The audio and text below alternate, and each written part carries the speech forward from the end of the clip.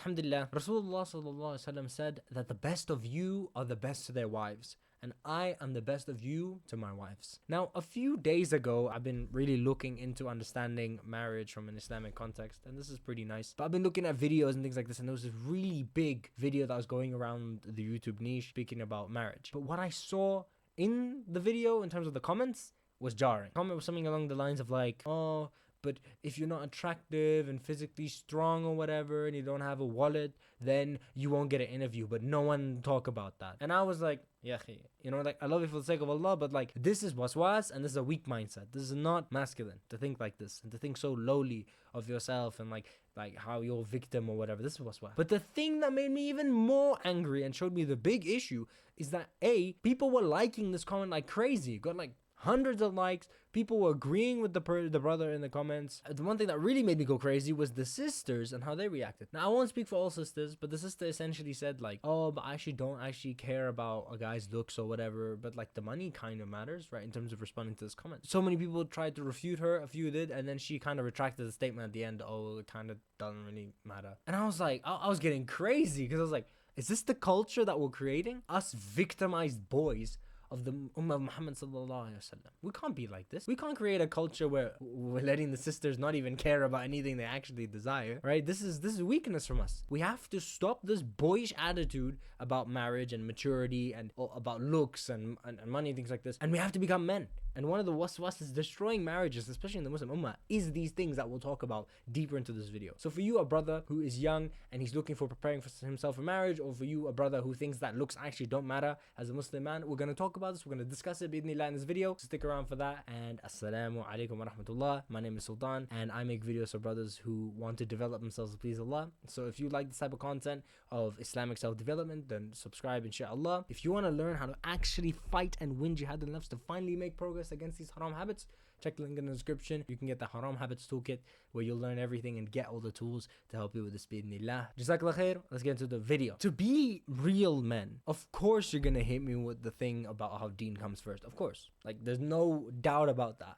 Rasulullah sallallahu alaihi wasallam said that a woman is married for 4 things: her wealth, her lineage, her beauty, and her religion. So marry the religious woman. May your hands be rubbed with dust. That's like a way of expressing like, may you prosper, right? So if you marry the woman with religion as the primary reason, that's the most important thing, then you're gonna be prosperous. But people like to go in extremes with this hadith, and of course it applies to the men as well, but people like to say that it only has to be, and this is the mindset that we're seeing in the comments, right? And how people are saying, oh, everything else doesn't really matter. Yes, the core of a man, and if you're preparing for marriage, this is very important, the core of you and your masculinity is your deen. Because if you're not upon the deen, you're nothing different than Abu Lahab.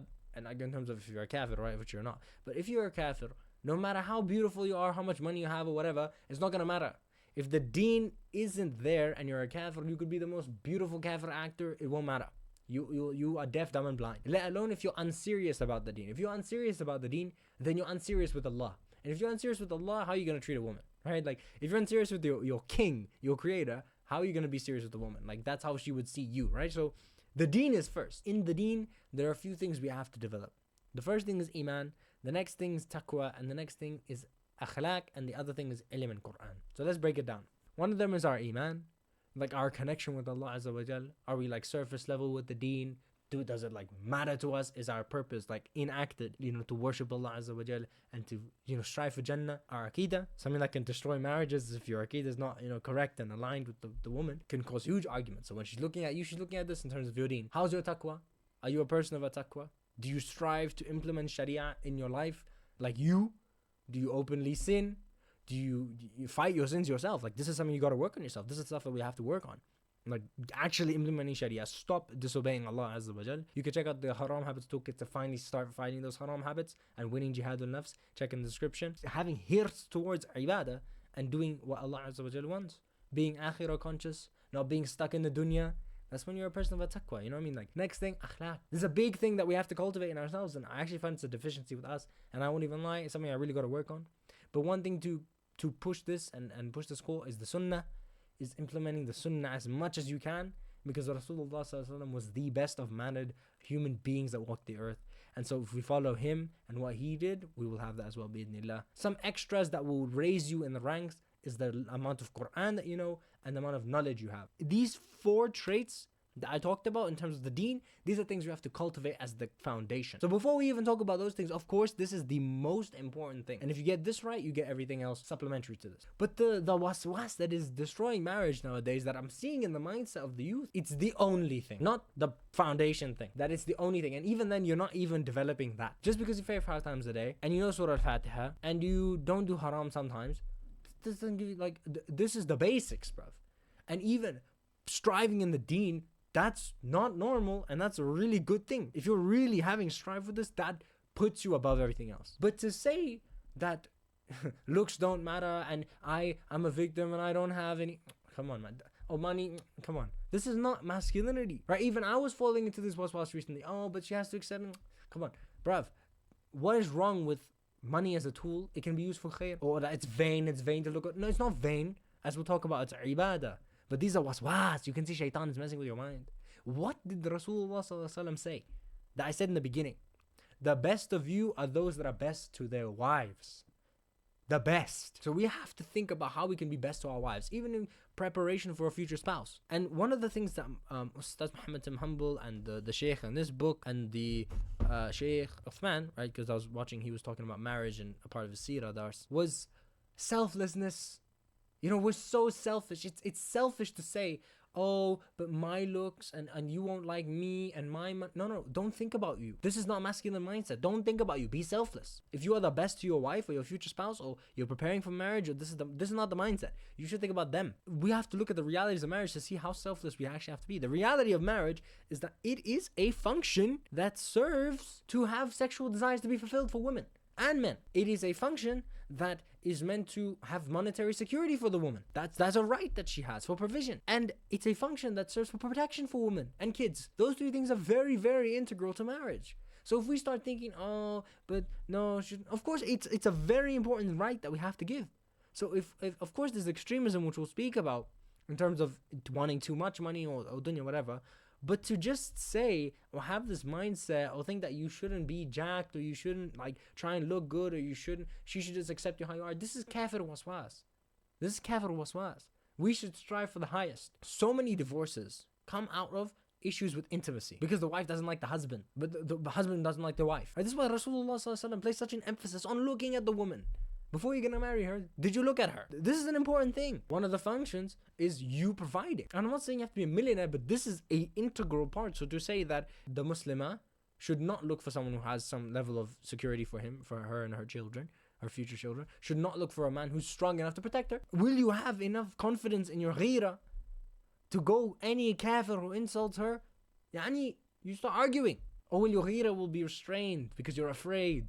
Why are you afraid? Because you're not confident in your competence. If you're skinny fat, you see a big kafir, you are not Abu Bakr as-Siddiq radiyallahu anh, who could be skinny, but his iman was such that his strength was already scaring Umar.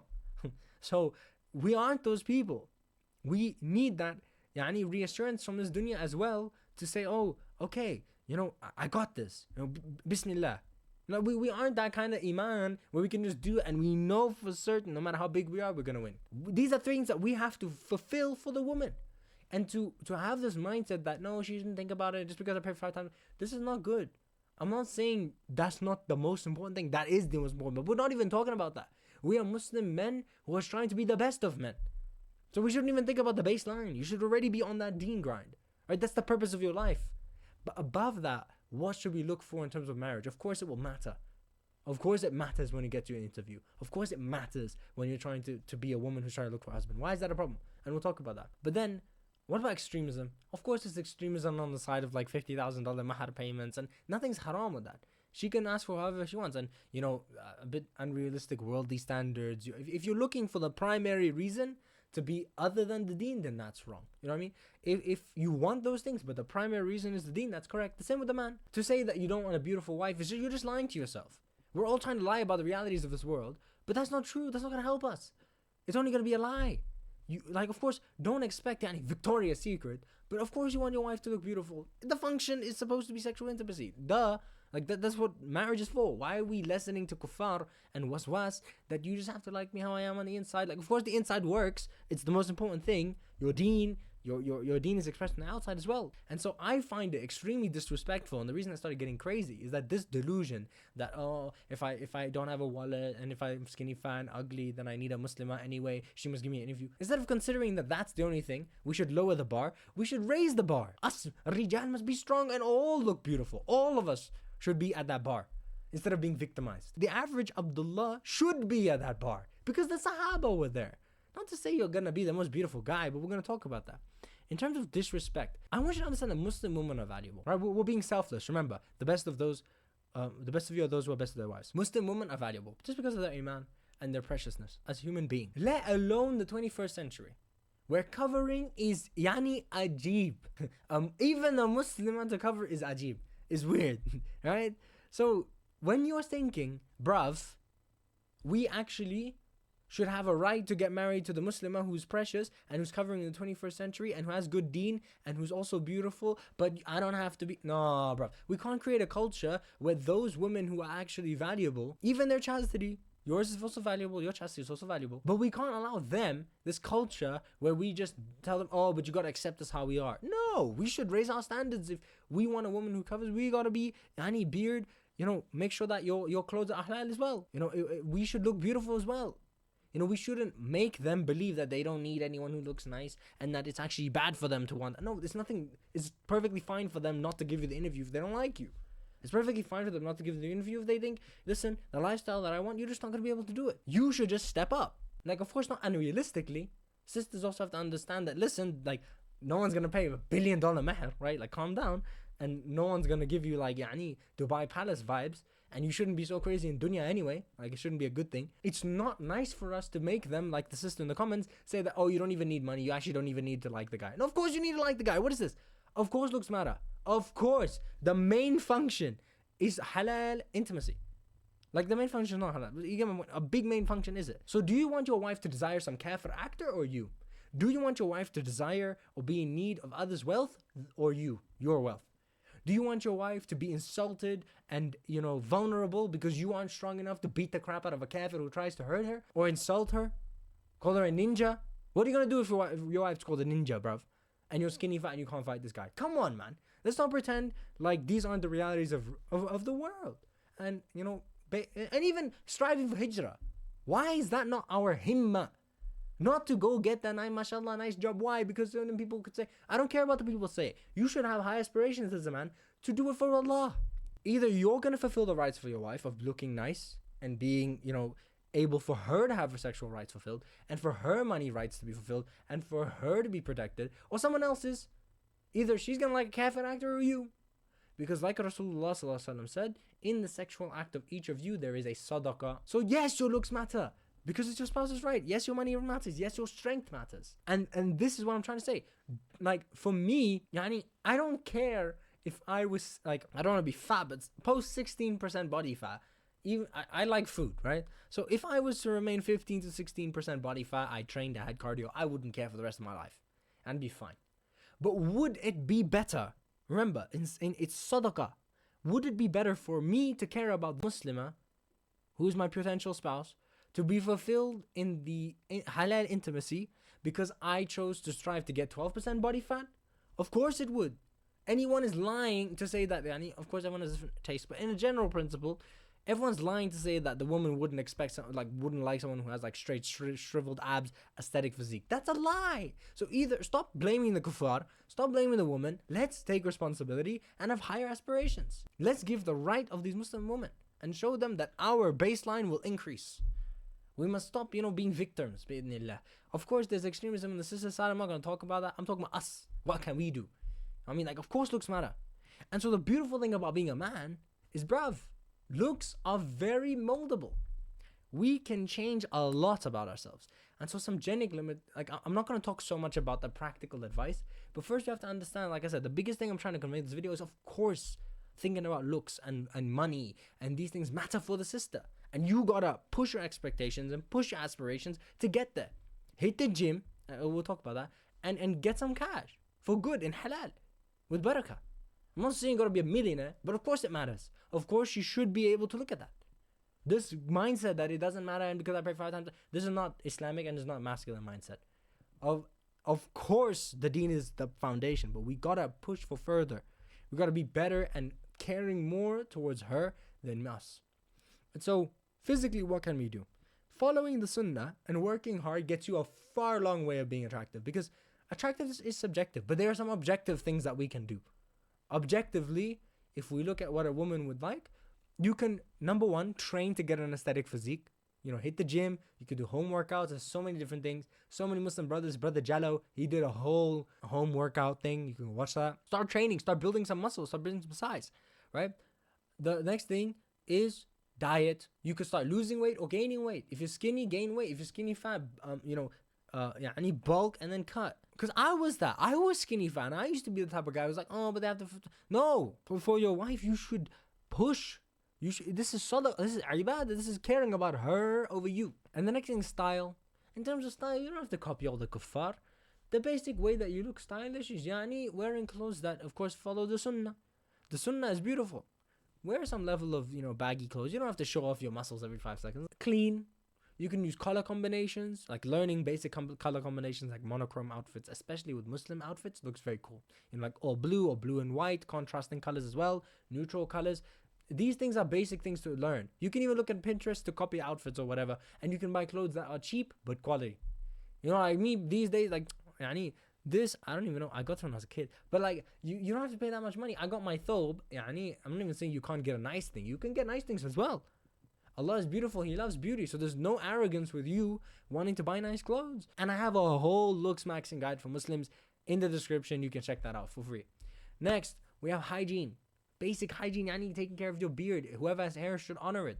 This is Rasulullah sallallahu alaihi wasallam. Your hair, your beard, get a better hairstyle. These are simple things that we can do to increase our attractiveness. If you just got an aesthetic physique and you lost weight or gained weight, you got an aesthetic physique, you got basic style, and you don't have to go so crazy, and you took care of your beard, you smelled very nice, you had atar like Rasulullah, and you did your manscaping according to the fitrah, and you did your hair and you take care of it every 2 or 3 weeks, you get it trimmed or whatever without going to haram, you would look so much more attractive. It is shaitan who limits you with these limiting beliefs.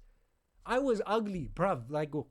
When I say I was ugly, I mean it. But there's so simple things that we can take the means for and then make dua. There's some things you can't change, but the things that you can change. And that's what we're focusing on. And the fifth thing is sunnah. Follow the sunnah. Smile. You will have nur on your face and that will make you beautiful as well. So my ending point is, listen man, there's some basic things we can do to look good.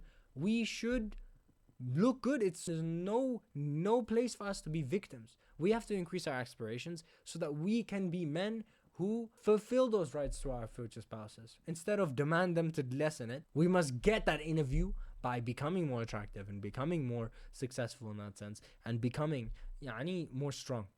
Why must we not? This is rujula ya akhi. To care about them. Assalamu alaikum. Thank you so much for watching the video. But if you are interested in learning how to actually fight and win jihadul nafs, to finally start denting your haram habits that you just can't escape, it's a cycle, you don't even know how to fight it. Shaitan just keeps coming, he whispers, you go in. If you want to learn how to actually fight and win jihadul nafs, to finally make progress against these haram habits, check the link in the description. You can get the haram habits toolkit where you'll learn everything and get all the tools to help you with this. Bi-idhnillah. Assalamu alaikum wa rahmatullahi wa barakatuh.